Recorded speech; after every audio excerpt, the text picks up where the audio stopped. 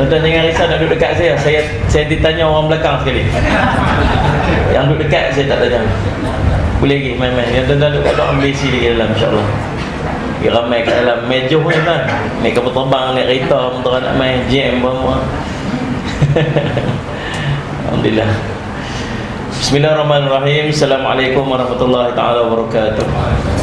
Alhamdulillah rabbil alamin wal aqibatu lil muttaqin ala umuri dunya waddin. Asyhadu an la ilaha illallah wa asyhadu anna sayyidana Muhammadan abduhu wa rasuluhu wa nusalli wa nusallim ala habibil karim Sayyidina Mustafa sallallahu alaihi wasallam wa ala alihi wa ashabihi wa man tabi'ahum bi ihsanin ila yaumiddin. Subhanaka la ilma lana illa ma 'allamtana innaka antal alimul hakim. Rabbi shrah li sadri wa yassir li amri wa hlul 'uqdatam min lisani yafqahu qawli. Bismillahi ma syaa Allah la yasuqul khair illa Allah ma syaa Allah. La yasrifu su'a illa Allah ma syaa Allah. Ma kana min ni'matin fa min Allahi ma syaa Allah. Wala hawla wala quwwata illa billah al-'aliyyil 'azim. Amma ba'd. Yang dihormati tuan pengacara majlis, yang dihormati seluruh ahli jawatan kuasa, tuan-tuan imam, pegawai-pegawai masjid, para asatizah, alim ulama, ibu-ibu, ayah-ayah, tuan-tuan, perempuan sedang hadirin dan hadirat yang dirahmati oleh Allah sekalian. Alhamdulillah, puji syukur kita panjatkan kepada Allah SWT dengan limpah kurnia yang taufik di sisi Allah SWT. Kita dipertemukan pada malam ini. Mudah-mudahan pertemuan kita diberkati oleh Allah SWT. Menteri tadi saya daripada Kuala Lumpur pergi tadi dalam mesyuarat ahli jawatan kuasa majlis Dewan Dakwah Negara pergi tadi. Lepas tu terus pergi naik flight, jam pula tadi. Mentara nak sampai dah, sampai awal sikit jam tadi kat Penang. Mentara nak melepas lepas Seberang Jaya tu lapang. Coba ada pergi kami makan dulu. Sudah sekalian, alhamdulillah, puji syukur kita panjatkan kepada Allah SWT. Allah pertemu dengan kita pada malam ini. InsyaAllah malam ini kita akan bincang satu tajuk istimewa. Tajuk dia mencari redha ilahi, mencari keredaan Allah. Dan sebenarnya kita memang duk cari redha Allah. Hidup kita matlamat kita sebenarnya ialah kita nak cari redha Allah dekat kita. Sebab tu ada salah semak syair yang disusun oleh ulama, disebut ilahi anta maqsudi wa ridhaka matlubi. Tuhanku, engkaulah maksudi, engkaulah maksudku, engkaulah tujuanku. Wa ridhaka matlubi, dan keredaan engkaulah yang keredaanmu adalah pencarianku. Dengan maksud hidup kita ni tuan-tuan, maksud matlamat kehidupan kita ialah Allah. Dan dalam kita nak mencari Allah tu, dalam kita nak satu benda yang kita harap daripada Allah dekat kita ialah redha dia. Redha dia, tuan-tuan.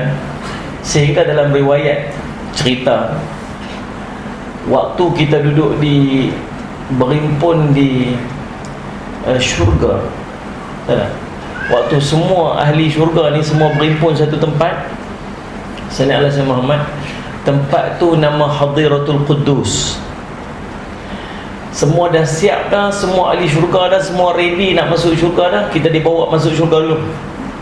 Siapa orang pertama yang akan ketuk pintu syurga dengan kunci dia, dengan dia punya gelang di pintu syurga tu?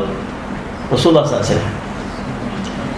Lalu malaikat yang menjaga pintu syurga tu dia tanya, siapa tu?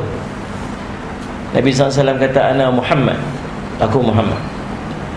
Nabi SAW, lalu malaikat yang menjaga syurga tu dia kata, memang kami sedang menunggu kamu, dan pintu syurga ini hanya akan dibuka kepada kamu. Tu Nabi kita sallallahu alaihi wasallam, bukan Nabi lain. Sebab tu kadang-kadang kita kena rasa, tuan-tuan, beruntung kita jadi umat Nabi Muhammad SAW. Sebab bila Nabi SAW masuk, kita lah yang akan ikut belakang Nabi SAW.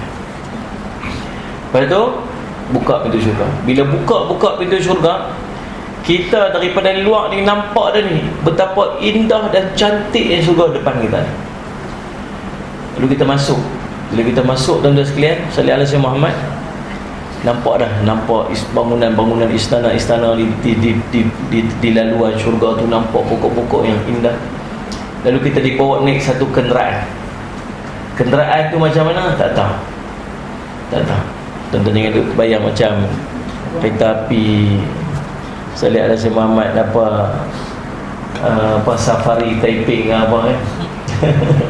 Kita duduk dalam tu, dibawa pokok-pokok semua memberi laluan. Kita sampai di satu tempat nama Hadiratul Quddus, satu tempat yang sangat indah dan sangat cantik. Salih Al-Hasan Muhammad. Tuan-tuan, permaidani yang dihampar itu permaidani yang indah daripada syurga. Bila sampai tu, kita ni duk excited, duk macam apa ni, kita nak jumpa apa ni, tempat sangat cantik. Lalu dibawa pakaian-pakaian indah dekat kita pakai. Dah mula pakai pakaian syurga. Diberi pula tuan-tuan dekat kita mahkota, diberi cincin-cincin dekat kita ni, seorang satu yang tertera nama-nama Allah. Kita pun duduk tuan-tuan sekalian. Bila kita duduk, dibawa main makanan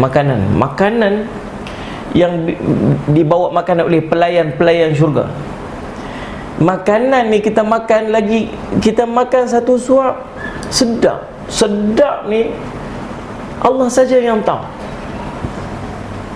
Allah sebut dalam satu riwayat, dalam satu hadis qudsi, syurga ini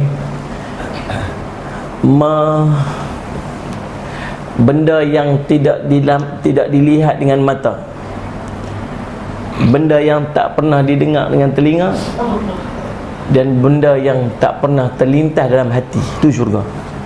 Kalau kita cerita sedap, tak tahu nak cerita sedap ni, tak kerti nak gambar.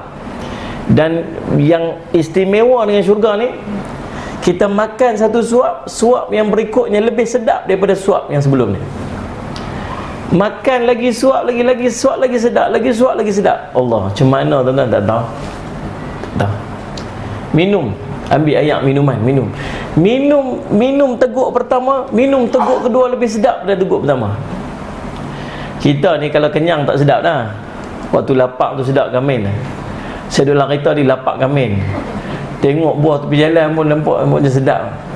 Ada apa dalam kereta tu, apa cucuk cempedak bila atau keras. Nampak sedap. Lapaknya pasal ni tak sat dapat nasi depa bagi dah tuan-tuan.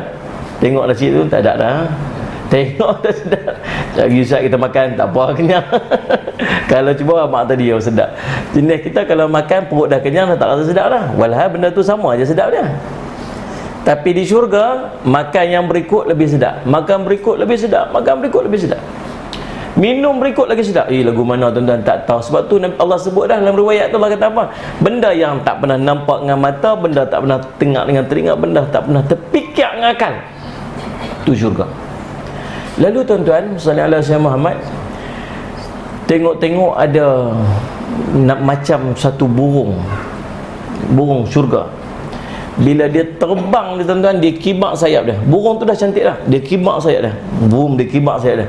Celah-celah sayap dia tu akan keluar ni wangi-wangian yang akan kena tubuh badan kita. Kita wangi lah Allah, ya Allah. Tuan-tuan sekalian, kita perlu tunggu ni apa lagi nak main ni, apa lagi nak main ni. Tiba-tiba dia buat satu mimbar daripada nur, bawa main depan. Mimbar daripada cahaya. Kita apalah benda ni. Tiba-tiba malaikat bawa mai Nabi Daud alaihissalam. Kita hari tu tuan-tuan, kira kita ni tunggu je lah, tunggu. Nabi Daud alaihissalam naik atas mimbar. Nabi Daud baca kat kita kitab Zabur, kan? So, Nabi Daud alaihissalam ni tuan-tuan, suara paling sedap dalam dunia Nabi Daud ni, Allah bagi kat dia. Kita pun asyik dengar. Bukan pernah dengar kitab Zabur tu bunyi lagu mana, tu hari tu dengar. Ya Allah, sedap lah. Turun Nabi Daud AS, naik pula Nabi Musa baca kitab Taurat. Tu pertama kali kita dengar kitab Taurat. Siapa baca? Nabi Musa baca sendiri. Turun Nabi Musa AS, naik pula Nabi Isa baca kitab Injil. Tu pertama kali tengok Nabi Isa muka lagu mana, tengok macam mana kitab Injil sebenar-benarnya. Kita duk tengok lah ni, mereka duk baca tu bukan Injil, tu Bible yang mereka reka sendiri. tulisan-tulisan dia panggil wise man, orang-orang penulis-penulis depa yang depa compile, depa himpun, depa kata tu Injil. Tu bukan Injil. Kita hari tu kita dengar Injil yang sebenar yang dibaca oleh Nabi Isa AS. Turun Nabi Isa AS, naik Nabi kita Muhammad SAW. Allah, tuan-tuan, kita hari tu dengar Quran Nabi SAW baca sendiri. Kita pergi Mekah, tuan-tuan, dengar Imam Majlis Haram baca pun kita dah habis hati dah. Tidak lah, teriak. Pasal apa teriak macam ni? Oh, imam tu baca teriak. Imam tu faham dia baca apa, yang pakcik teriak siapa? Pasal tu imam teriak. Betul lah, dia tak faham pun baca apa. Sudah sekalian semua. Baik, hari tu kita dengar Quran Nabi sendiri baca. Allah, tuan-tuan, seronok ni, tuan-tuan. Tak kerti nak cerita lah, tak tahu nak cerita lah. Sebab tu kalau kita lah ni tak sedap bila dengar Quran, macam mana nak masuk syurga ni? Tuan faham tak ni? Sedap tak dengar? Kita duduk dalam kereta, dengar radio, tiba-tiba dia buku ayat Quran. Tuan-tuan rasa macam sedap tak dengar macam Quran tu? Kan tuan-tuan tukar channel lain, ikhlas abang tu dia, ikhlas. Lah ni mau tanya sungguh lah, dengar Ustaz, iyalah tu. Maknanya senang kita akan sedap. Tapi ahli syurga bila dia dengar Quran tambah Nabi baca, satu Quran tak puas dengar, kan? Tak puas dengar. Kita, ya Allah, sampai Nabi habis baca pun rasa macam tak puas dah nak dengar lagi. Habis-habislah Nabi SAW turun. Saya tak boleh nak bayang waktu tu macam mana keadaan kita, agak maklum macam ni tak tangan. Oh, syok Allah, ya Allah. Kan? Agak lah lah. Tuan-tuan, bila Nabi SAW turun di mimbar, kita duduk tunggu lagi. Apa lagi nak main ni? Apa lagi istimewa nak main? Tiba-tiba tuan-tuan dengar satu suara di langit. Suara ni kita tahu suara Allah. Suara paling indah yang tak ada gambarannya di dunia ni. Dia kata, wahai hamba-Ku sekalian, kamu nak apa lagi hari ni? Allah, kita nak apa lagi, tuan-tuan? Nikmat punya banyak dah, makan pun sedap, bukan main lah. Dengan tengok Nabi, dengan dengar baca Quran, rasa macam Allah tak mau apa dah, cukup dah ya Allah, cukup dah. Nikmat apa aku dapat ni hari ni, cukup sangat dah. Allah kata, dah, hari ni ada lagi aku nak bagi kat kamu yang lebih istimewa daripada semua yang kamu dapat. Apa dia ya Allah, apa dia? Tiba-tiba terbuka langit, keluar wangi-wangian, wangi yang sangat wangi. Terbuka langit yang berikutnya. Waktu tu terbuka hijab di antara kita dengan wajah Allah. Hari tu kita tengok wajah Allah tu lagu mana. Tuan-tuan, Allah yang kita sebut, antara perkataan mula yang kita sebut waktu kita kecil-kecil dulu ni, Allah yang kita duk semayang, yang kita duk menghadap dia, yang kita duk sebut, duk angkat tangan, duk sebut nama dia, yang kita duk merayu, merintih kat dia. Hari tu kita tengok dengan mata kita sendiri Allah. Nikmat yang tak ada tandingan selain daripada yang tu. Nikmat paling istimewa, nikmat tengok wajah Allah. Lupa habis segala nikmat, tengok wajah Allah. Waktu tu kita buat apa? Dalam riwayat sebut, kita semua jatuh sujud. Ya Allah, kami tak mau apa dah ya Allah, kami tak mau apa dah hari ni ya Allah. Kamu nak apa lagi hari ni? Tak mau apa dah ya Allah. Kami nak redha-Mu ya Allah, kami nak redha-Mu. Nak redha aja. Allah kata, aku dah redha dah kamu hari ni. Aku dah redha kamu hari ni. Hari ni hari aku akan tunaikan segala janji-janji aku dulu. Kita dah mujahadah dah, kita dah bersungguh dah, kita dah tinggal maksiat dah, kita sungguh nak buat amal. Hari ni hari aku nak tunaikan segala janji. Dah ambil dah segala kenikmatan syurga. Tuan-tuan, sampai duduk depan Allah pun kita nak apa? Redha Allah. Ni nak sila Muslimat. Maka tuan-tuan, macam mana cara kita nak cari redha Allah? Tu mukadimah dia. Mukadimah dia. InsyaAllah kita ada berapa poin hari ni, 4 poin lebih kurang. Kita berhenti dalam pukul 12.30 lagi insyaAllah. Gelak tak apa nak gelak. Mau nak gelak kenapa tu, beridang elok kat depan tu. Tuan-tuan yang dirahmati sekalian. Baik, Saudara Muhammad. Tuan-tuan, yang pertama Macam mana cara untuk kita merebut redha Allah? Yang pertama tuan-tuan, ialah kita beriman dengan sungguh-sungguh iman kepada Allah. Bukan beriman main-main ni, beriman dengan sungguh-sungguhnya iman. Salih ala sayyidina Muhammad. Keredaan Allah hanya boleh dicapai dengan beriman kepada Allah yang Maha Esa lagi Maha Kuat, iaitu dengan kita mentaati segala perintahnya, tenang dan yakin terhadap janji-janjinya. Inilah kelompok yang disebut sebagai mutmainnah. Para malaikat memanggilnya nanti pada hari kematian dia dengan menyebut, ya ayyatuhan nafsul mutmainnah, irji'i ila rabbiki radiyatan mardiyah fadkhuli fi ibadi wadkhuli jannati. Wahai jiwa yang tenang, kembalilah kepada Tuhanmu dengan hati yang redha dan diredainya, dan masuklah ke dalam golongan hamba-Ku, dan masuklah ke dalam syurga-Ku. Surah Fajar ayat 27 sampai 30. Menurut Imam At-Tabari, an-nafsul mutmainnah tadi ni, jiwa yang tenang itu bermaksud jiwa yang sentiasa tenang dan yakin dengan janji Allah. Dia berjanji kepada mereka yang beriman kepadanya bahawa mereka akan mendapat kemuliaan di dunia dan di akhirat. Lalu mereka beriman dan percaya kepada janji tersebut.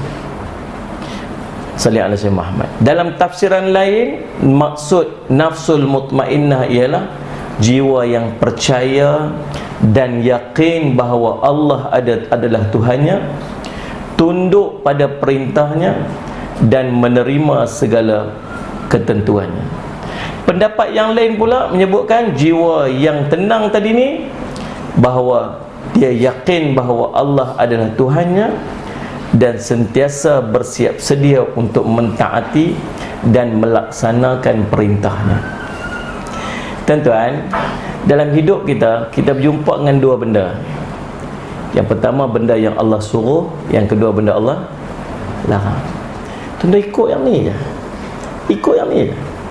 Sebenarnya bukan susah sangat, tapi kita berasa susah. Nabi kata, ma nahaitukum anhu fajtanibuh wa ma amartukum bihi fa'tu minhu mastata'tum. Apa yang aku larang pada kamu, hendaklah kamu tinggalkan. Apa yang aku perintah pada kamu untuk kamu buat, hendaklah kamu lakukan dengan sedaya yang termampu oleh kamu. Tuan-tuan, dalam hidup kita setiap hari, tuan-tuan buat amalan fardu, amalan sunat. Tuan-tuan tinggal yang haram, tuan-tuan tinggal yang makruh. Tuan-tuan tahu tak pasal apa tuan-tuan mampu buat tu? Kita mampu buat tu sebab kita beriman pada Allah. Kalau kita tak beriman, kita sembahyang nak? Ni saya tanya Najah jawab tengok. Tak lah. Kalau dia tak beriman, dia tak sembahyang lah. Tuan-tuan, kalau orang kata kat kita, ni esok ni YB tempat kita ni nak bagi seorang 1,000. Nak ni pukul 8 pagi pi kat pejabat dia, pi ambil seorang 1,000. Ni orang kampung Taman Kenari ni. Pi. Tuan-tuan pi tak? Pi. Pukul 8 dia suruh pi, pukul 7 kelam. Dia panggil apa? Lepas subuh dia panggil kelam apa? Kelam apa dia panggil? Nak orang kampung sebut. Ha? Kelam. Tuan-tuan, kelam syafi'i. Subuh syafi'i. Subuh syafi'i dah. Duduk beratak lah. Tahu pasal apa? Yang dia buat saya macam tu, beriman lah tau. Percaya. Ada orang tak pi, dia duduk di rumah, kedai duduk makan macam mana. Kata, hang tak pi beratak sekali, satu kampung pi. Dia kata, tak nak percaya Dia tu 10 cakap 12 tak boleh pakai. Dia tak pi, tahu pasal apa? Pasal tak percaya. Kita tuan-tuan yang kita duk buat amal ni, tahu pasal apa? Sebab kita beriman lah. Tu yang kita buat. Ustaz, kalau tak buat lagi Allah marah Ustaz, tu yang buat. Kalau tak buat lagi masuk neraka Ustaz, tu yang buat. Yang duk buat tu pasal apa? Itu tanda iman. Nabi SAW sebut, tuan-tuan, salli ala sayyidina Muhammad. Seorang sahabat tanya, ya Rasulullah, qauli qaulan fil Islam, ceritakan kepada aku tentang Islam ni, satu perkataan dalam Islam yang aku tak tanya dah selain pada kamu ya Rasulullah.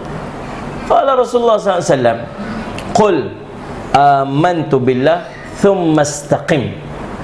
Kamu kata kamu beriman kepada Allah, kemudian kamu istiqamahlah. Tuan-tuan, nak dapat istiqamah ni syarat dia iman. Istiqamah ni apa? Konsisten. Hari ni buat, esok buat, lusa buat, tulak buat, terus buat, tu dia panggil istiqamah. Hari ni buat, esok tak buat, lepas tu buat pula, lepas tu tak buat, tu dia panggil orang tak istiqamah. Saat buat, saat tak buat. Dia nak mai tahap istiqamah yang buat tiap-tiap hari ni, tuan-tuan tahu tak? Di iman. Orang beriman dia akan istiqamah. Orang tak beriman, tak berapa nak percaya, dia saat dia buat, saat dia tak buat. Tuan-tuan faham tak? Contoh, Nabi SAW kata tentang Sayyidul Istighfar. Tentang Sayyidul Istighfar, Sayyidul Istighfar ni dia panggil Allahumma salli ala Muhammad, penghulu segala istighfar. Siapa apa yang angkat tangan? Muslimat, siapa apa yang angkat tangan? Sayyidul Istighfar, siapa? Ada? Ada, masya-Allah. Siapa tak apa yang angkat tangan? Siapa tak apa?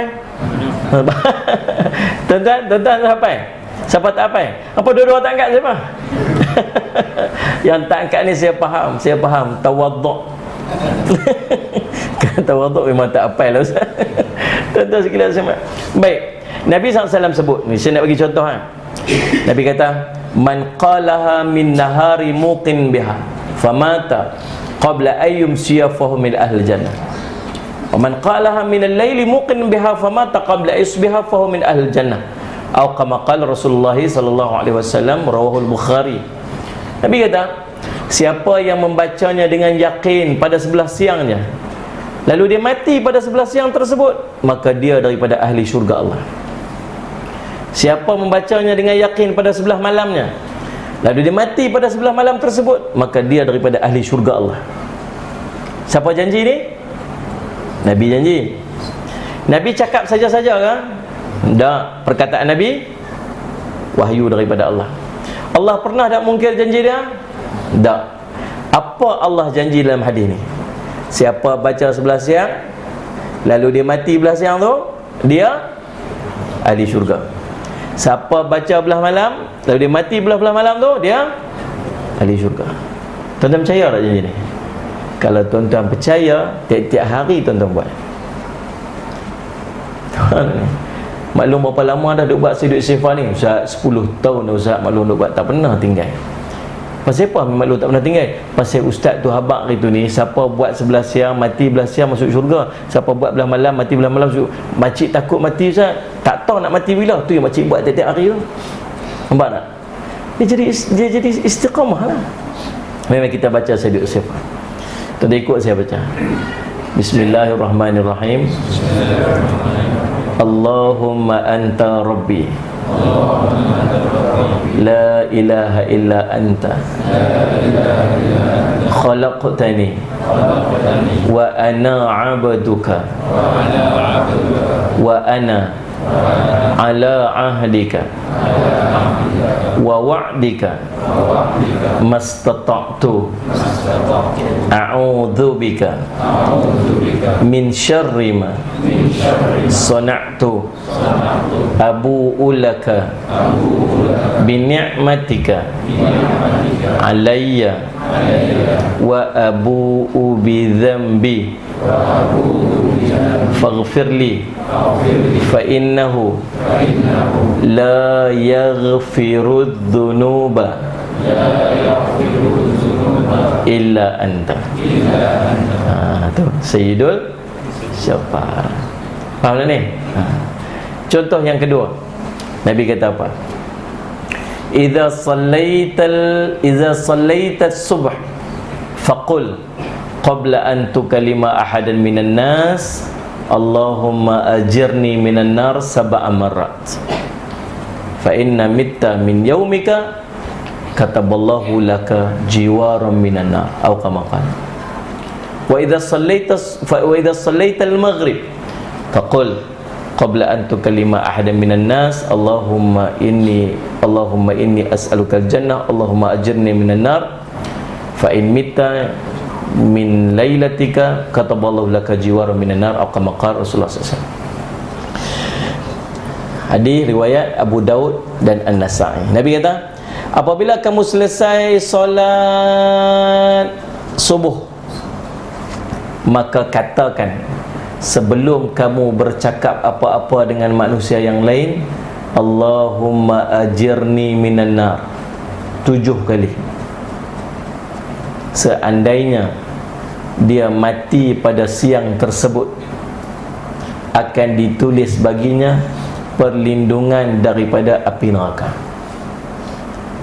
Dan apabila selesai solat maghrib, maka bacalah sebelum kamu berkata apa-apa, Allahumma inni as'alukal jannah Allahumma ajirni minan nar 7 kali. Seandainya dia mati pada sebelah malam tersebut, maka akan ditulis baginya perlindungan daripada api neraka. Faham tu? Baca tak tadi maghrib? Baca.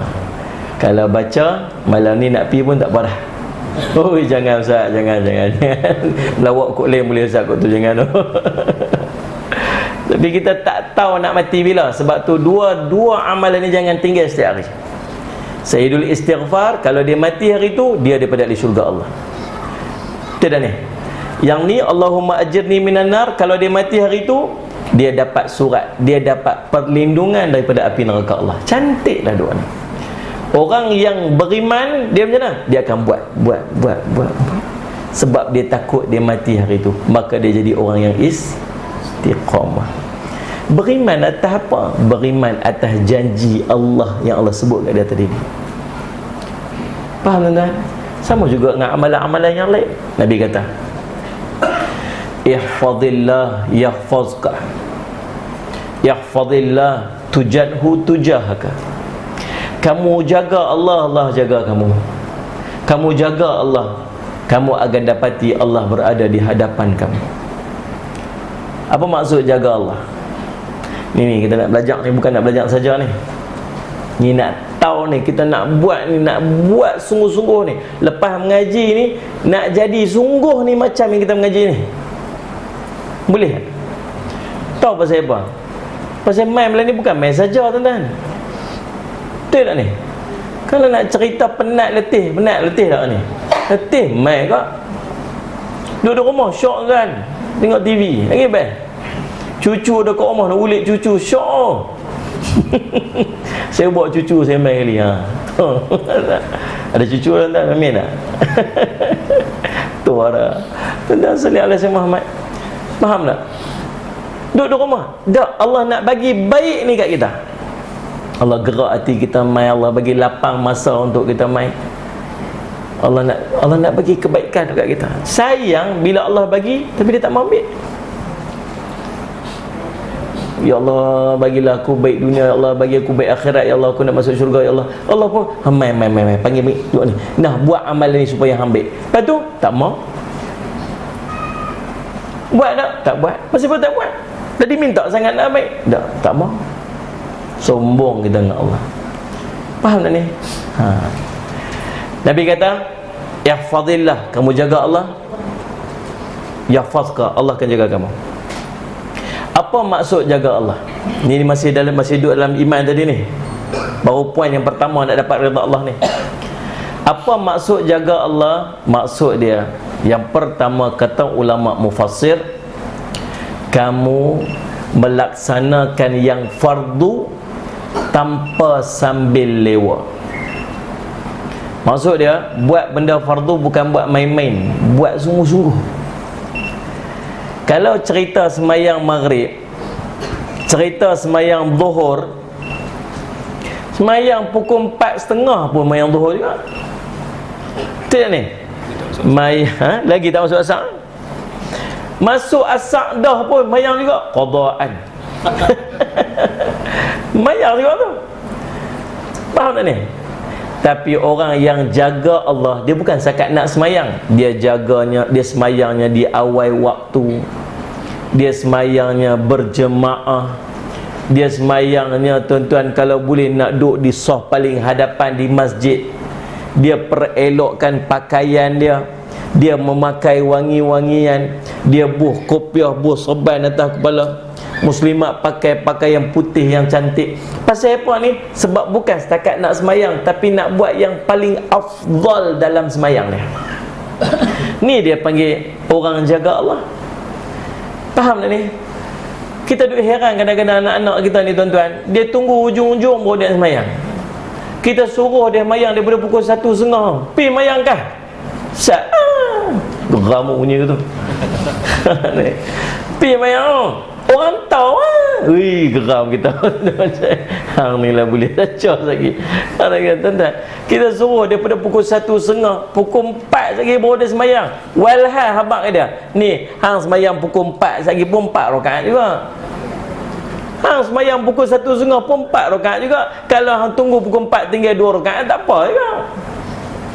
Tu bunyi anak juga kat mana. Tak apa juga. Walhal boleh.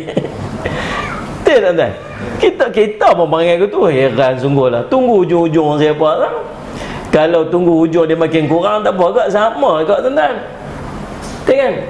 Tak buat 4 tuan-tuan, tapi bukan setakat 4 rakaat nak buat. Tak buat 4 rakaat dengan sesempurna mungkin. Pasal apa? Kita jaga Allah, Allah jaga kita. Tuan-tuan, yang kedua, ulama sebut jaga Allah ni apa? Kamu melakukan yang sunat dengan bersungguh-sungguh. Sebut aja amalan sunat dia nak buat belakang. Orang kata buat tahajud, nak buat paling kurang 2 rakaat, buatlah tuan-tuan. Buat. Ni umur-umur kita ni tuan-tuan ni, umur-umur kita ni lah, tahajud tak boleh tinggal dah kot. Tak boleh tinggal dah. Paling kurang 2 rakaat sudah lah. Kau rasa tak boleh. Kita ni bukan jenis mayang nyak-nyak pun. Dan mayang tak ada muka 2 rakaat mana ni. Ambil lah 15 minit, 20 minit sebelum subuh tu pergi azan Allahu Akbar, mayang azan 2 rakaat jadi ya. Bagi istiqamah 2 ni pun tak apa dah. Mana ni? Usolli solat tahajud dah. Belajar buat. Qabliyah subuh tak patut tinggal dah. Tambah-tambah geng-geng duk main masjid. Memang tak patut tinggal dah qabliyah subuh ni. Khairun minad dunya ma fiha, lebih hebat pada dunia dan segala isinya. Tak patut tinggal dah. Dulu kita tinggal banyak dah tu. Puas dah tinggal dulu ni. Puas dah tinggal dulu ni. Ni waktu nak kena buat dah. Duha kena buat dah. Duha tak boleh tinggal dah. Berapa rakaat duha nak kena buat? 4 rakaat. Nabi SAW suruh buat 4. Nabi SAW tanya, sahabat tanya Aisyah, Nabi SAW kalau dia buat duha berapa rakaat? Nabi kata, Aisyah kata arba'an, 4 rakaat. Dan Nabi SAW tambah sesukanya. Nabi SAW sebut dalam satu hadis yang lain, dalam satu riwayat Ustaz Syamad, Allah menyebutkan, ya ibni Adam irka'li min awalin nahari arba'an, wahai anak Adam, rokoklah kepada aku pada awal siangnya dengan 4 rakaat, maka aku akan mencukupkan sehingga ke akhirnya. Nabi SAW sebut satu hadis yang lain, man sallat duha arba'an wa qabla al-ula arba'an banallahu lahu baitun fil jannah. Siapa yang semayang duha 4 rakaat dan semayang sebelum zuhur 4 rakaat, maka Allah akan membina untuknya satu rumah dalam syurga. Tu semua saya sebut dalil-dalil semayang duha 4 rakaat. Buatlah, kena buatlah, belajar buat. Mana yang sebab bab duha boleh kat muslimat. Yang ni boleh kat depa. Kita balok lihat. Perempuan dengan aku pun balok lah tuan-tuan, nak buat ya Allah. Kena paksa buat, kena paksa dia. Faham tak ni sini? Demikian sunat witir. Sunat-sunat rawatib dengan cerita lah. Ini kena buat lah. Sunat rawatib, qabliyah, ba'diyah kena buat lah. Faham tak ni? Tuan-tuan, kita nak jadi orang yang jaga Allah ni. Jaga Allah. Jadi kita orang mengaji, jangan buat sama macam orang tak mengaji. Kita duduk main masjid, tak patut kita ni amalan sama macam orang yang tak main masjid. Tak patut. Pasal kita tahu. Faham tak? Paling tidak, bila tuan-tuan nak buat sembahyang sunat ni, tuan-tuan kena ingat satu benda je. Kalau tuan-tuan malas sangat mayang sunat ni, tuan-tuan tolong ingat satu benda aja. Mayang aku tadi, fardu tadi, punyalah teruk. Tidak. Mayang maghrib tadi elok tak? Cabak mai. Rasa macam khusyuk sangat dah mayang maghrib ni. Allahu Akbar. Ya Allah, khusyuknya hari ni, ya Allah. Tu tak khusyuk lah tu. Mana melilau mata, otak dia macam. Tentang saya sebab faham. Kalau rasa tahu semayang kita sangat tak sempurna. Malaikat, Allah tanya, malaikat, dia ni orang semayang tak? Semayang ya Allah. Semayang dia lagu mana? Macam kain buruk. Sungguh lumpang no koyok no cari ini. Malaikat, dia dah main sunat tak? Ada ya Allah. Ambil pahala sunat dia, tampung bagi elok. Lepas tu baru Allah nak tengok pahala amal yang lain. Kalau tak, tuan-tuan sekalian, pahala semayang kita tak cukup sampai Allah nak tengok amalan pahala-pahala yang lain. Itu kunci dia. Kalau tuan-tuan rasa malas sangat, tuan-tuan fikir itu je. Assalamualaikum. Lepas semayang fardu tu fikir, teruknya semayang. Paksa diri pilah sat. Ya Allah, semayang. Allahu Akbar. Terang nak semayang ya tuan-tuan. Dah semayang tak apa lah.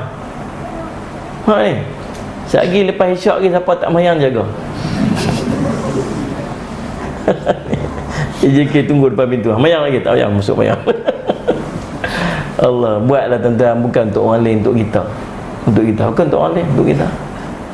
Faham tak ni? Jaga amalan-amalan sunat kena jaga. Boleh baca Quran, zikir. Tuan-tuan, yang ketiga, jaga Allah ni apa? Jaga Allah ni meninggalkan yang haram. Ni tak payah cerita mengenai buat benda haram, semua tinggal mai haram aja tinggal, tak bincang dah. Faham ni? Orang kata ni daripada 4 tahun ni tak ada suji halal lagi, tak payah buat, tak payah ambil lah.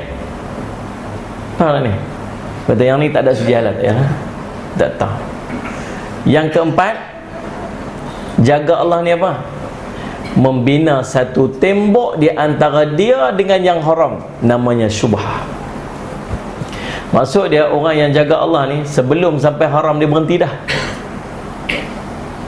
Berhenti sebelum haram ni apa dia? Syubhah. Allah sebut, Nabi sebut, innal halala bayyinun wa innal harama bayyinun wa bainahuma umurun mushtabihatun la ya'lamuhunna katsirun minan nas. Faman ittaqa asyubahati faqad istabra'a li dinihi wa irdihi. Wa man waqa'a fi syubahati waqa'a fil harami. Atau kama qala sallallahu rawahul Muslim. Nabi SAW sebut, yang halal tu jelas, yang haram tu jelas. Namun ada di antara keduanya yang nama syubhah, yang ramai orang tak tahu tentangnya. Siapa yang berjaga-jaga daripada syubhah ni, maka dia telah menjaga agamanya dan menjaga kehormatan diri dia. Siapa yang ambil syubhah ni, kemungkinan dia jatuh dalam haram. Faham tak ni?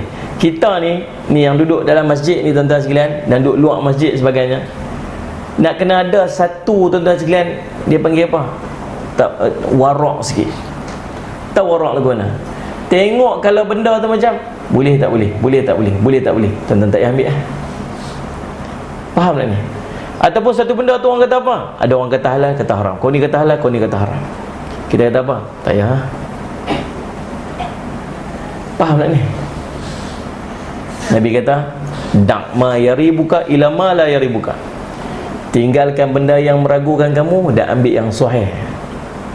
Yang rasa tak ragu ambil. Kalau rasa boleh tak boleh, boleh tak boleh, boleh tak boleh, tinggal. Kena buat lagu tu kot. Dah lah ni kena buat lagu tu dah kot. Mayang tak khusyuk, ibadat tak sedap. Tahu pasal apa? Duk ambil syubhah banyak-banyak. Duk ambil syubhah banyak sangat. Faham tak? Tuan-tuan, kita tahu tak kena lah ni, tak kenapa. Kena cari yang orang Islam buat. Sungguh kan? Macam saya duduk dalam bidang ni, tuan-tuan, saya tahu lah, Allah. Tuan-tuan tahu tak, 70% daripada makanan yang tuan-tuan duk beli tu, 70% yang ada cop halal, orang bukan Islam buat. Daripada 10 tu, 3 je orang Islam buat, 7 lagi orang bukan Islam buat. Saya nak tanya, kalau maklum masak kan, nasi goreng kan, pagi-pagi masak nasi goreng, selawat, Allahumma salli ala sayyidina Muhammad, Allahumma salli ala sayyidina Muhammad. Apa jadi dengan masakan kita tu? Sedap tak? Sedap serupa je. Selawat tak selawat serupa je. Apa jadi dia? Berkat. Betul ni? Berkat bukan lagi kira nombor, tuan-tuan. Berkat segi anak-anak kita jadi baik, makanan jadi berkat, yang kurang jadi cukup. Pasal apa? Kes selawat dia. Kalau bismillah, Nabi kata benda yang harus pada syarak namun tidak dibacakan bismillah padanya, tidak disebutkan nama Allah padanya, maka terputus, hilang berkat. Kalau ada orang masak, dia seorang ni baca bismillah, seorang tak baca bismillah, tuan-tuan nak makan yang mana? Makan yang orang baca bismillah. Pasal apa? Pasal berkat. Faham tak ni? Ini bukan tak bismillah. Yang kita duk makan tu bukan orang tu tak bismillah, baru lepas sembah tokong ya. Faham tak ni? Tuan-tuan pergi tak makan kedai tu? Pergi kedai tak lalu kot Ustaz. Sama lalu tu bak kuk teh muntah selalu. Tak pi kot. Kedai tak pi, tapi barang dalam plastik tu, barang yang dekat kedai yang duduk dalam plastik tu, manufactured by Tai Kucing Sdn Bhd, beli. Nak ni tuan faham ke cerita apa ni? Jagalah, jaga benda masuk dalam perut ni. Tuk sembahyang tak sedap, sembahyang tak khusyuk, ibadat tak sedap, pasal semua masuk dalam perut kita. Hadis yang saya baca ni, halal haram syubhat tu, lah tahu hadis Nabi kata apa? Last sekali Nabi kata apa? Inna fi kulli jasadin mudghatan idza salahat salahal jasadu kulluhu wa idza fasadat fasada jasadu kulluhu ala wahiyal qalb. Nabi kata halal haram syubhah, siapa jaga syubhah dia jaga agamanya, jaga kehormatan dirinya. Lah Nabi kata apa? Sungguhnya pada tubuh kamu ada seketui daging. Kalau elok daging ni elok seluruh tubuh, kalau buruk daging ni buruk seluruh tubuh. Itu adalah hati, kata Nabi SAW. Pasal apa? Awal Nabi amat halal haram syubhah, lah Nabi sebut hati. Sebab apa yang kita makan, itulah yang akan, itu yang kita akan jadi. Haram makan, tubuh kita akan buat benda haram belaka. Makan yang syubhah, tubuh kita akan redah apa saja kita tak kira. Tu jaga. Kan ni? Baik. Hasil daripada kita jaga Allah yang 4 tadi ni. Ingat yang 4 tadi saya sebut apa ni? Yang wajib buat elok, yang sunat sungguh-sungguh buat, yang 3 haram berhenti, yang keempat jaga syubhah. Apa dia akan dapat?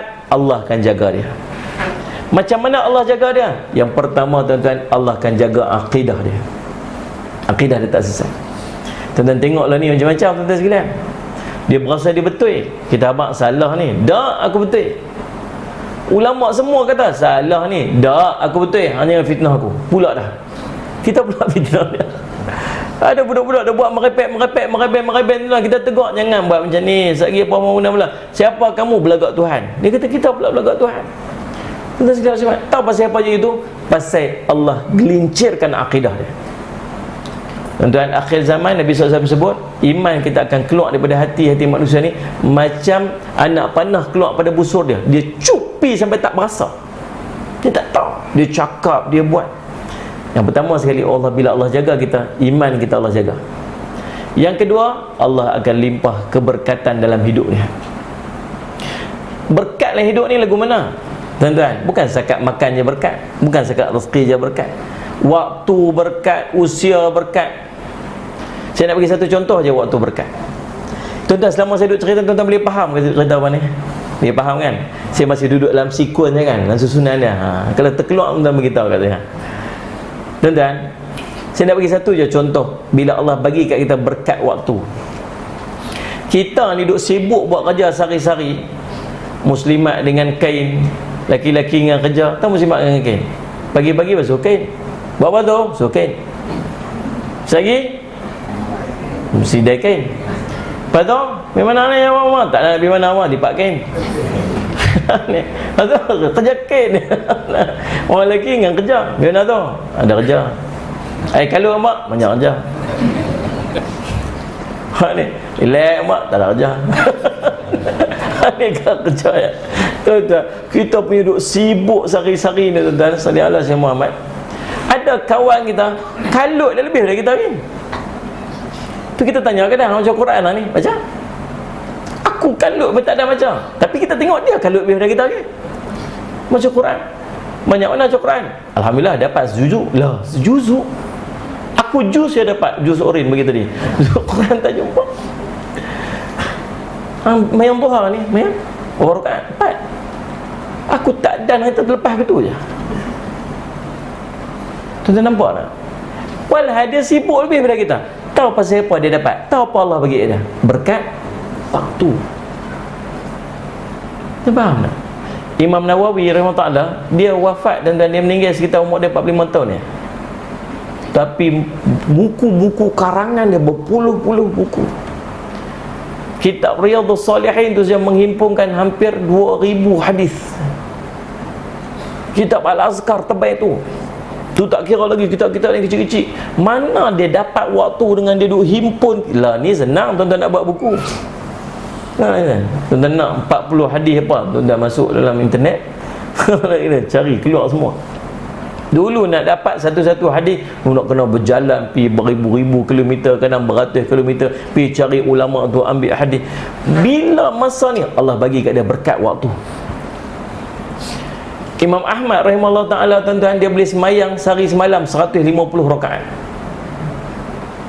Bukan baca macam kita kalau semayang 20 rakaat 7 minit tarawih ke tu.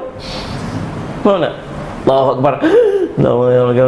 Amin. 20 rakaat 7 minit settle cepat tuan. Depa baca Quran dengan tertib. Ngapa 150 rakaat satu hari semalam. Tuan-tuan, tu tak kira Quran lagi. Imam Syafi'i boleh khatam 2 kali Quran dalam bulan Ramadan sehari. Bulan biasa sehari khatam sekali. Tuan-tuan fikir tak? Sebulan khatam 30 kali. Bulan Ramadan Imam Syafi'i khatam 60 kali Quran. Tak buat benda lain lah. Buat buku tulis punya banyak, kitab tulis, mengajak lagi, pula fatwa lagi. Mana waktu dia? Allah bagi berkat waktu kat dia. Bila Allah jaga kita, Allah akan bagi benda ni, berkat waktu. Lepas tu kita tengok alim ulama kita, hidup dia ni lagu mana alim ulama ni.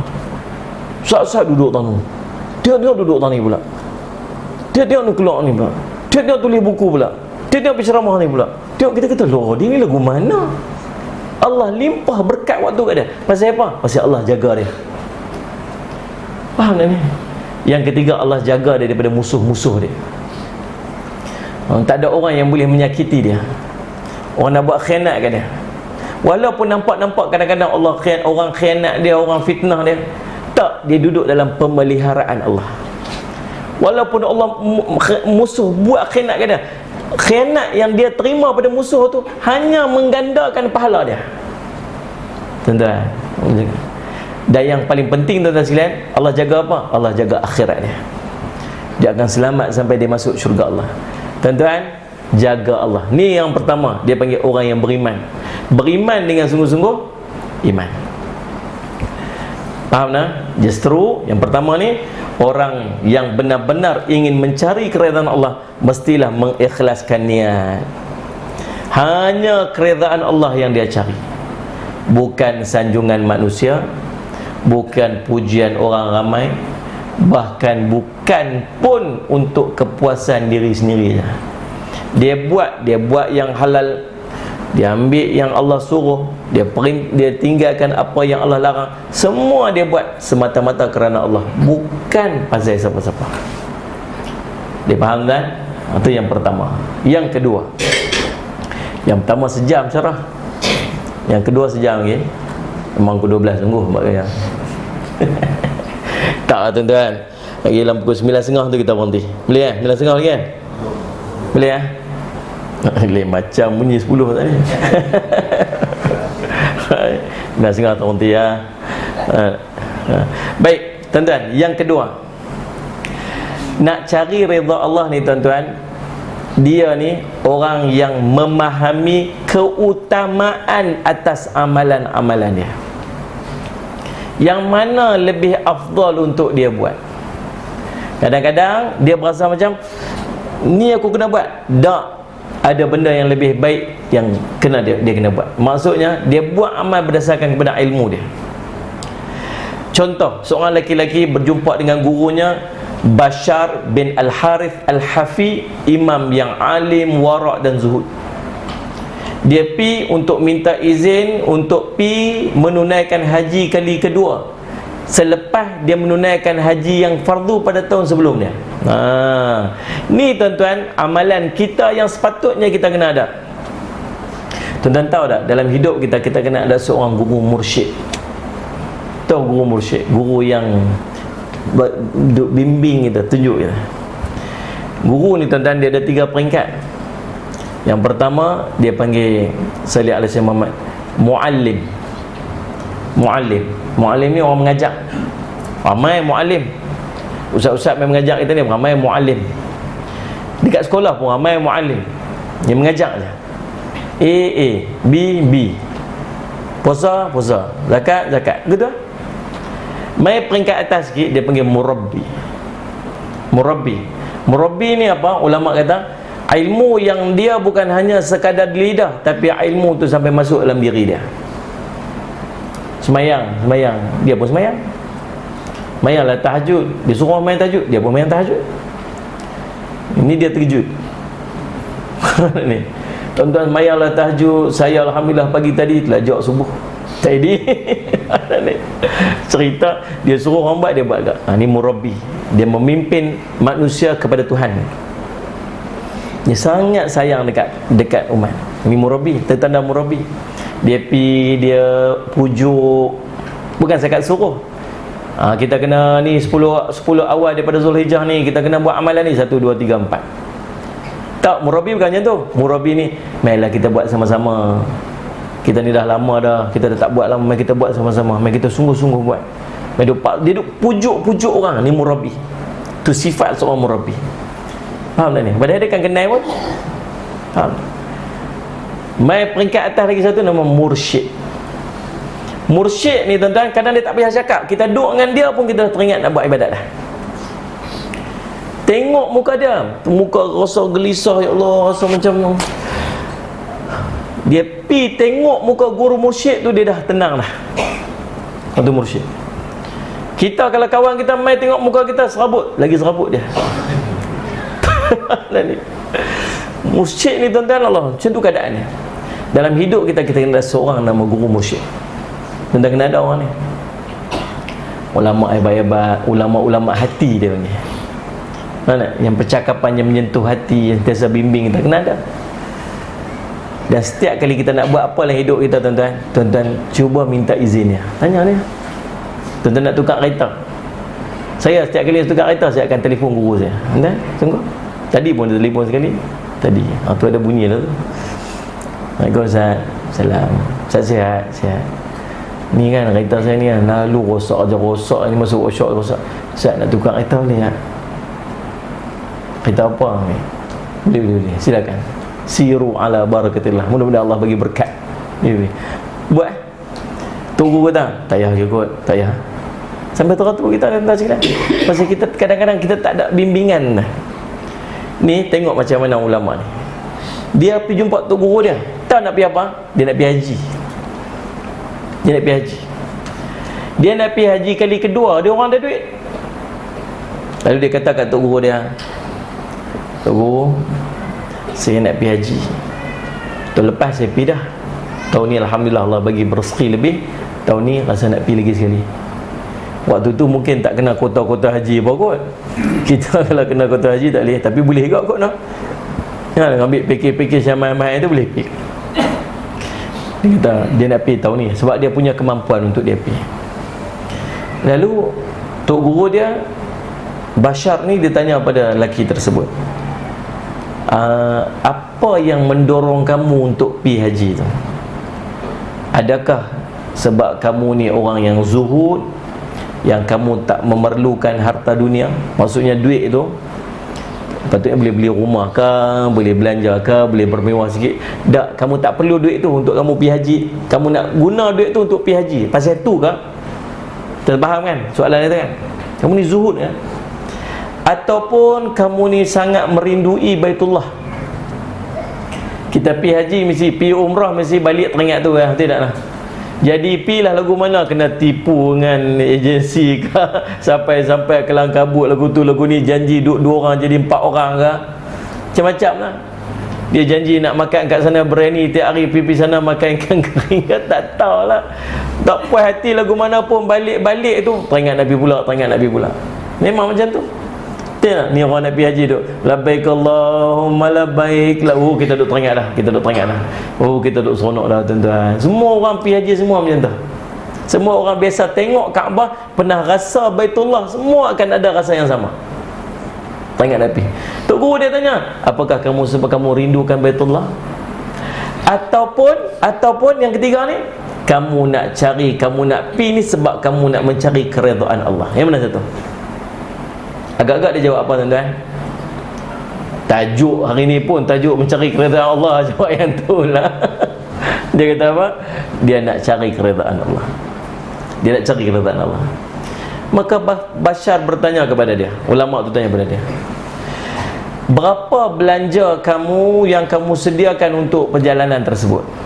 Kamu nak keluar ni, berapa belanja dia? Laki tu kata 2,000 dirham. 2,000 dirham ni tuan-tuan, 1 dirham nilai dia seekor ayam. Lebih kurang RM20 lah kot lah. Betul tak Muslimat? Tak tahu, tak pernah beli ayam. Dia ni makan daging kambing tiap hari, tak tahu ayam. Lebih kurang lah nah. Lebih kurang. Kalau RM20 kali dengan 2,000 dirham, masuk berapa ribu? Lebih kurang 40,000. Ada 2,000. Lebih kurang tu lah. Berapa matematik teruk sebuah aku kat macam. Banyak noh. Banyak. Tuan-tuan, kita usah simak tuan-tuan. Banyak. 2,000 dirham. Bashar kata, ulama tu kata, mau tak aku tunjukkan kepada kamu cara untuk kamu dapat redha Allah yang kamu nak tu, dengan cara kamu duduk dalam ni ya. Duduk dalam negeri kamu ni ya. Kamu tak payah pergi mana. Duduk ni ya. Dah nak redha Allah. Kalau nak rindu Baitullah, sana lah tempat dia. Tiada ni. Kalau kamu nak pergi tawaf kat sana lah. Dan dia sebut kata dia nak redha Allah. Redha Allah, mau tak aku nak tunjuk cara kamu dapat redha Allah walaupun kamu tak payah pergi sana, duduk kat sini je. Lalu lelaki tu kata, sudah tentu saya mau. Jadi ingat cakap Tok Guru. Kalau kita Tok Guru kita kata lagu tu, kita kata apa? Tak apalah, saya nak pergi jugalah. Dah dia memang nak pergi. Tok Guru kata, dah lah, saya tunjuk cara. Tak payah pergi sana pun tak apa, duduk sini pun tak apa, tapi dapat juga lah. Tak apalah, saya nak pergi. Dan dia nak pergi. Dan dia ni dia nak redha Allah tu. Maka lelaki tu kata apa? Sudah tentu saya mau. Lalu Bashar menjelaskan, kamu pergi cari 10 orang yang tak mampu untuk membayar hutang dia, maksud orang miskin, dan kamu pergi tolong selesaikan hutang-hutang mereka. Kamu pergi kepada seorang fakir agar dia dapat meluruskan kekusutan dirinya, orang yang mempunyai tanggungan supaya ahli keluarga yang ditanggungnya dapat mengecapi kehidupan yang selesa, penjaga anak yatim agar dia dapat membahagiakannya. Kalau hati kamu sanggup memberikan kepada salah seorang daripada mereka, maka lakukanlah. Sesungguhnya kamu memasukkan kegembiraan ke dalam hati seorang Muslim, menolong orang yang susah, melapangkan kesempitannya, membantu orang yang lemah adalah lebih afdal daripada 100 kali haji selepas menunaikan haji yang wajib. Faham tak ni? Salli ala Sayyidina Muhammad. Lalu Bashar berkata lagi, sekarang katakan kepadaku wahai rajul, ini lelaki, yang mana satukah engkau pilih? Katakan kepadaku apa yang ada dalam hati kamu. Maka lelaki itu bercakap, wahai Abu Nasr, aku lebih berharap untuk aku bermusafir ke Baitullah. Nampak tak? Sumpah kita. Tak payah cerita lah hebat lagu mana, cerita apa pun tak. Dia nak pi cerita dia. Cerita dia nak pergi. Lalu Bashar berkata kepadanya, sesungguhnya harta benda jika dikumpul daripada kekotoran dagangan dan jalan-jalan yang syubhat, dia akan menuntut jiwa kita supaya memenuhi kehendaknya. Maka kita akan lakukan amal soleh, kita akan lakukan amal yang zahirnya nampak soleh, tapi Allah enggan menerima kecuali daripada orang-orang yang bertakwa. Dia tipu kita ya tuan-tuan. Faham tak ni? Dia nampak macam baik benda ni aku nak buat ni, walaupun orang jelas kat dia, tak, sebenarnya ni kamu pergi selesai yang tu lebih istimewa untuk kamu. Tak, dia nampak yang tu. Pasal apa? Pasal harta yang dia dapat tadi ni duk menipu dia. Kita pun duk lagu tu rasa no. Anda faham tak? Dia hilang keutamaan. Dia tak tahu yang mana lebih utama untuk dia buat. Ni kita tuan-tuan, ada di kan kita Allah bagi lebih sikit tuan-tuan sekalian. Berulang pergi umrah tiap tahun. Ada kan? Nak pergi umrah. Mula-mula dia pergi umrah, orang buat kenduri kampung dia. Kali kedua dia buat umrah, orang pergi buat kenduri lagi. Tahun ketiga, tahun keempat dia pergi, orang buat tak tahu lah. Tak nak buat kenduri, dia tak tahu nak. Tak tahu pergi, tak tahu balik. Pergi mana hari tu ni, lama tak nampak. Pergi umrah. Oh ya ke? Tak apa tuan-tuan, tak rasa apa dah. Tapi berulang sangat. Tuan-tuan, saya selalu sebut, kalau dia pada tanya saya lah orang macam ni, saya kata apa? Apa salahnya duit yang kamu rasa kamu lebih tu, kamu pergi bagi orang yang tak pernah rasa nak pergi umrah lagu mana. Pergi dekat masjid, ada ijik masjid, orang yang duk khidmat kat masjid, tok siap masjid tu. Pergi ke dia, Haji, pergi umrah tak lagi? Peringilah nak pergi. Tak pergi? Pergi, tak ada duit lah. Ni, ambil duit ni, Pak Long pergi umrah. Ui, dia sujud syukur tuan-tuan. Tengok ni, dia balik rumah, dia buat kenduri tuan-tuan, dia punya seronok tuan-tuan. Tengok dia doa kita tiap hari. Kita pi belum tentu Allah terima lagi. Kita pi hantar orang pi tuan-tuan, pahala dia dapat kat kita solid sikit pun tak kurang. Tapi kita tak jenis orang lagu tu. Kita kira kita ya.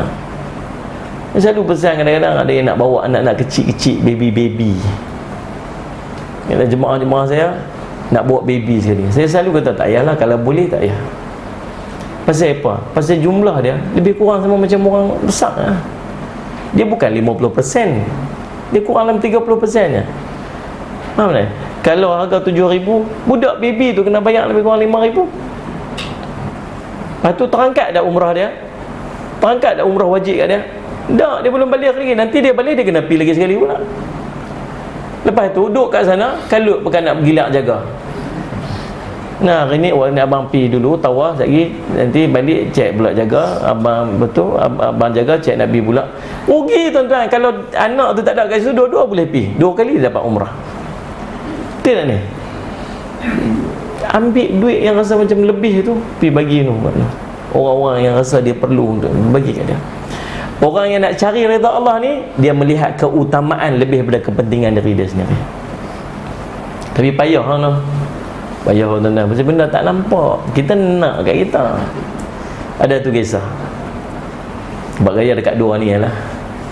Yang 2 lagi kita sambung. Tak orang janji, sekejap lagi suruh main pula.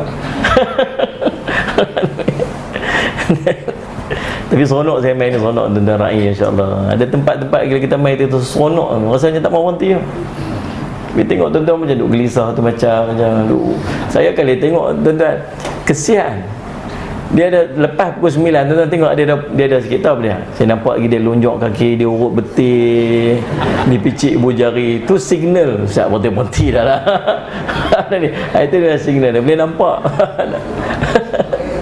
Lepas 9.30 lagi dia, tuan-tuan tengok. Dia tengok 3 muka. Tengok muka jam, tengok muka ustaz, tengok muka pintu. Tengok muka jam, tengok muka ustaz, tengok muka pintu. Lah dia beralih tengok muka kawan dia. Kau nak berhenti. Tu dah faham dia. Tuan-tuan, ada satu riwayat Salih ala Syekh Muhammad. Dia Salih ala Syekh Muhammad, dia duduk di rumah dia tepi rumah anak yatim. Dia ada satu pokok kurma. Pokok kurma ni satu tu je yang dia ada. Tu je harta dia. Dan dia ada buah yang kadang ada, kadang tak ada. Gitulah, pokok pun dah macam laih sangat dah. Tapi tu je harta dia. Laih lagu mana pun, tu je yang dia ada. Dia sayang lah. Budak-budak ni, budak-budak, dia pun suka lah duk pergi ambil buah kurma tu kan. Pergi ambil kurma. Dia marah lah. Dia tak suka. Budak-budak malah tu. Macam kita bukan pelamah kita. Duduk ranu mela tengok bungkus esok tinggal getah datang. Nak marah budak-budak kan, dia balik masjid dia pederah buah kita tu. Tuan-tuan sallallahu alaihi wasallam dia pergi ambil buah dia marah. Jangan duk kacau buah aku, jangan kacau buah aku. Berita ni sampai kat Nabi sallallahu alaihi wasallam. Nabi sallallahu alaihi wasallam pun pergi jumpa pak cik tu. Dia kata, "Cik, mau tak? Mau tak? Ni. Saya nak offer kat pak cik. Satu pokok kurma yang sangat besar dalam syurga. Yang teduhan dia ni bertahun-tahun. Kalau masuk teduhan dia bertahun-tahun lagi baru boleh keluar. Punya luas, punya besar buah kurma tu, pokok kurma tu dalam syurga. Pakcik mau tak? Dia mau. Macam mana nak dapat ni? Macam mana nak dapat tu? Pakcik, ni pokok kurma yang satu ni pakcik wakaf bagi kat budak-budak tu. Bagi kat budak-budak tu, pakcik nanti dapat satu pokok kurma dalam syurga yang sangat istimewa. Tuan-tuan, kalau tuan-tuan di pakcik tuan-tuan bagi tak? Bagi tak? Bagi tak? Bagi? Seimbang. Bagi apa? Ceritalah syurga lagu mana benda tak nampak tuan ni. Paling tidak pun yang ni, ketua ni dapat kot. Dia pun tu dia fikir sana, fikir sana. Saya ambil pokok ni ya. Dia ambil pokok, dia pilih pokok tu. Tuan-tuan, Rasulullah pun kali paksa dia, tu hak dia. Sudah tak apalah, tak apa. Kita dah pilih pokok ni, okey tak apa. Rasulullah pun pergi. Tuan-tuan, tiba-tiba perbincangan tu didengar oleh seorang lelaki. Dia kata, Rasulullah, tadi yang Rasulullah offer yang pokok tu, pokok ganti pokok kurma besar dalam syurga tu, itu open to all ke exclusive for him aja? Saya kata ni terbuka pada semua kan, tu dia seorang aja. Rasulullah kata terbuka pada semua. Oh, dia kata Rasulullah.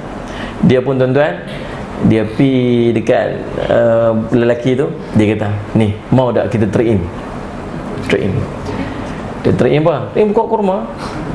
Pokok kurma nak buat apa? Tak kata. Bukan. Abang bagi kat saya pokok kurma yang kecil ni, yang satu ni. Saya bagi kat abang pokok kurma saya. Bukan pokok kurma, ladang kurma saya. Ada lebih kurang 300 pokok yang tengah berbuah ranum lah ni. Satu ladang saya bagi kat abang. Dia macam dia fikir, bukan sekat ladangnya, tu rumah, dalam ladang tu rumah saya bagi kat abang sekali. Agak-agak dia mau tak? Tunggu lagi. Ya, okey. Okey, dia pun share hand apa semua, akad apa semua, serah ladang kurma dia dekat kawan tu, ambil pokok kurma ni. Bila dapat pokok kurma ni, terus pergi jumpa dua beradik tu, anak yatim tu, dia kata, ni adik ambil pokok kurma ni, dia ambil. Dia balik seronok tuan-tuan. Seronok ni. Senyum je, balik cepat-cepat balik ke rumah dia. Balik ke rumah dia, isteri dia tengah duduk masak dalam rumah. Dia kata, ling lah, saya kata kan. Ni, siap-siap barang juga kita nak kena keluar lah. Keluar, nak pergi mana? Keluar, kita kena pindah pada sini. Pasal apa pindah? Abang dah jual rumah ni. Jual? Abang dapat harta banyak mana nak jual ni? Banyak, sangat banyak. Abang jual kat siapa? Jual kat Allah. Isteri dia pun kata, apa jual kat Allah? Okey, isteri dia pun tuan-tuan sekalian ambil barang mau seronok keluar. Tuan-tuan, isteri dia. Kalau isteri kita? Ni ustaz, malah ni ustaz buat kutipan wakaf apa semua. Dia kata, ustaz, saya punya semangat ni ustaz bagi kuliah tadi ni. Ustaz, tu rumah saya nampak ujung tu. Ustaz, tu rumah tu saya wakaf kat madrasah. Ustaz, saya balik abang kat isteri saya. Dia pun start motor balik rumah dia. Dia kata, yang jom kita pindah keluar rumah ni. Keluar pergi mana? Dia kata, ni abang dah jual rumah ni. Jual kat siapa? Jual kat Allah. Agak-agak apa bini kita nak kata? Have you out of your mind? Keluar bahasa Inggeris. Apa?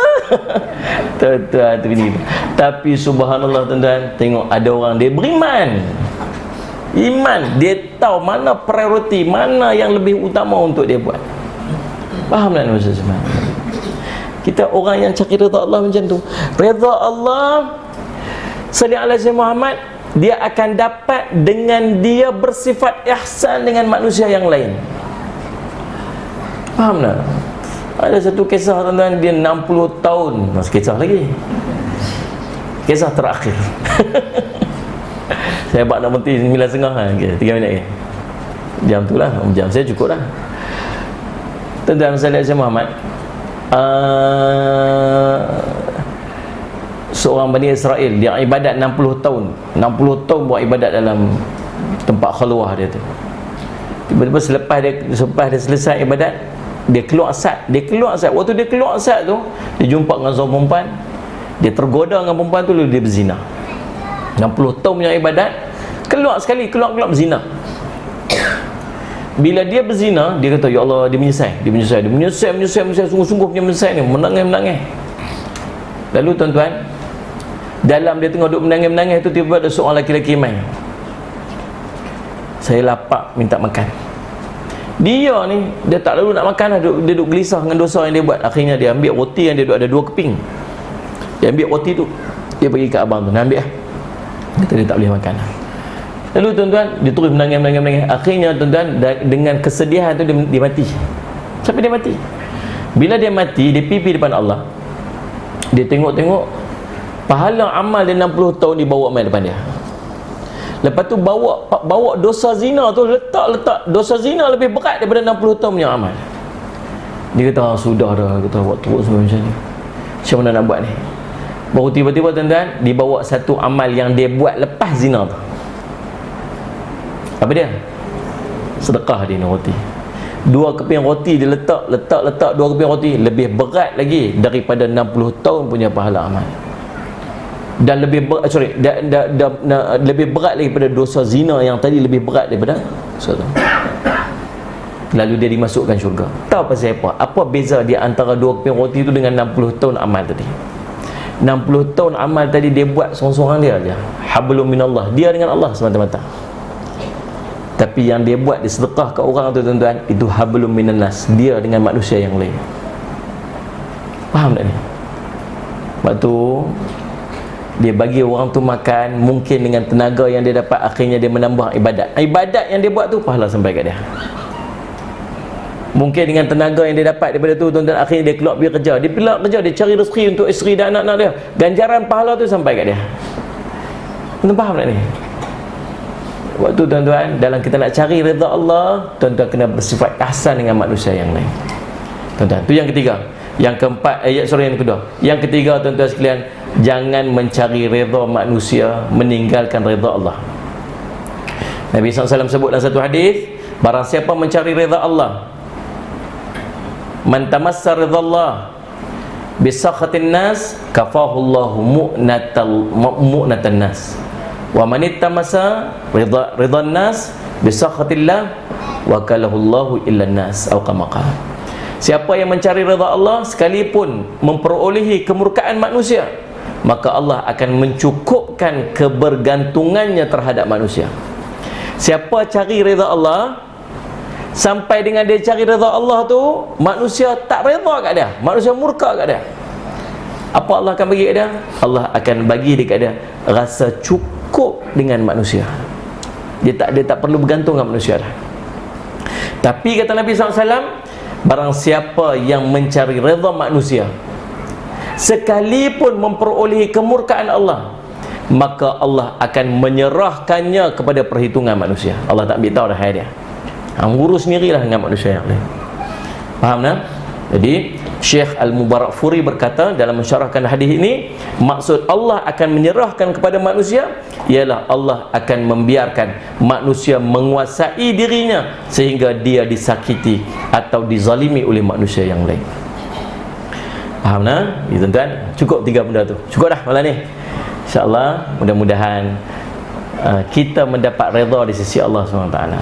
Dalam hidup kita Allah redha, dalam amalan-amalan kita juga Allah redha, dan Allah juga redha untuk kita masuk ke syurga Allah Subhanahu Wa Taala. Nah, so kita selalu doa yang tu. Apa dia? Saya semak kan? Apa?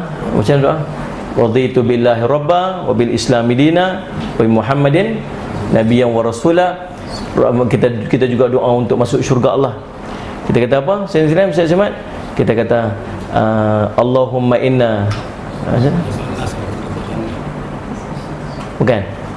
Yang tu lupa dah. Nanti kita jumpa, kita ingat, kita lain. Doa yang kita selalu duk baca pada bulan Ramadan tu. Allahumma innaka afun karimun tuhibbul afwa anna wa an walidina wa macam mana? Allahumma innaka afun karimun tuhibbul afwa. Sebelum tu, doa sebelum tu. Allahumma inna nas'aluka ridhaka wal jannah. Baru teringat. Allahumma inna nas'aluka ridhaka wal jannah. Ya Allah, Allahumma inna nas'aluka, kami mengharapkan, kami mohon kepada kamu ya Allah, ridhaka, ridha engkau, wal jannah, dan syurga-Mu. Bukan syarat, bukan sekat nak masuk syurga, tapi nak masuk syurga dengan ridha di sisi Allah SWT. InsyaAllah, tuan-tuan, saya minta ampun, minta maaf salah dan silap. Mudah-mudahan apa yang kita kongsi pada malam jadi manfaat pada kita, dan mudah-mudahan kita dapat berjumpa lagi di masa dan ketika, insyaAllah. Aqulu qawli hadha wa astaghfirullah li wa lakum. Wassalamualaikum warahmatullahi ta'ala wabarakatuh. Bismillahirrahmanirrahim. Alhamdulillah rabbil alamin, wassalatu wassalamu ala rasulil amin sayyidina Muhammadin wa ala alihi washabihi ajma'in. Allahumma faqihna fid din wa 'allimna ta'wil waj'alna min ibadikas salihin wahdinas siratal mustaqim. Allahumma arina haqqan haqqan warzuqna ittiba'ah wa anna batila batilan warzuqna ijtinabah. Sallallahu ala sayyidina Muhammadin wa ala alihi wasallam. Alhamdulillah rabbil alamin.